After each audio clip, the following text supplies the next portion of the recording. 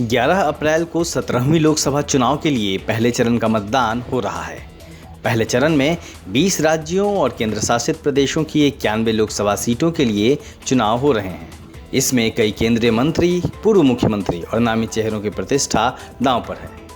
जिन लोकसभा सीटों पर पहले चरण का मतदान हो रहा है उसमें भाजपा के पास 32, कांग्रेस के पास 7 और क्षेत्रीय दलों और निर्दलीय उम्मीदवारों के हिस्से में 52 सीटें हैं। पहले चरण के मतदान में 14 करोड़ से अधिक मतदाता हिस्सा लेंगे।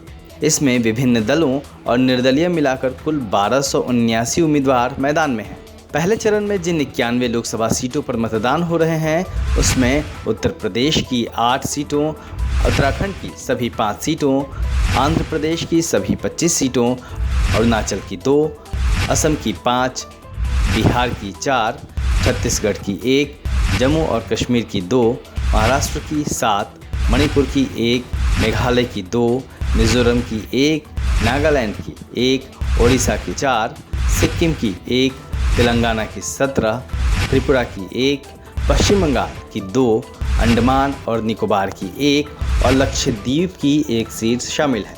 राजनीतिक तौर पर महत्वपूर्ण प्रमुख राज्यों की बात करें तो बिहार के औरंगाबाद, गया, नवादा और जमुई लोकसभा सीटों पर मतदान हो रहे हैं, जबकि उत्तर प्रदेश के सहारनपुर, कैराना, मुजफ्फरनगर, बिजनौर, मेरठ, बागपत, गाजियाबाद और गौतम बुद्ध नगर लोकसभा सीटों पर मतदान हो रहा है।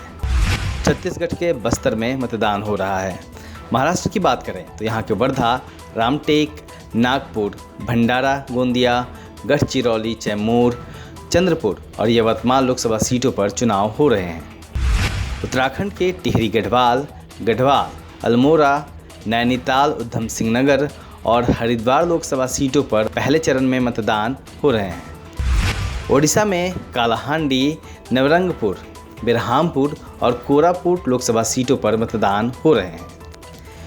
पहले चरण में शामिल बड़े चेहरों की बात करें तो नागपुर से केंद्रीय मंत्री नितिन गडकरी चुनाव मैदान में हैं, तो अरुणाचल वेस्ट से किरण रिजिजू, गौतम बुद्ध नगर से केंद्रीय मंत्री महेश वर्मा, गाजियाबाद से मंत्री वीके सिंह, हैदराबाद से AIMIM के अध्यक्ष असदुद्दीन ओवैसी, नैनीताल उधम सिंह नगर से पूर्व मुख्यमंत्री हरीश रावत, हरिद्वार से पूर्व मुख्यमंत्री रमेश पोखरियाल निशंक, कोलियाबोर असम से गौरव गोगोई, जमुई से रामविलास पासवान के बेटे चिराग पासवान, मुजफ्फरनगर से राष्ट्रीय लोकदल के अध्यक्ष चौधरी अजीत सिंह और बागपत से उनके बेटे जयंत चौधरी चुनाव मैदान में हैं।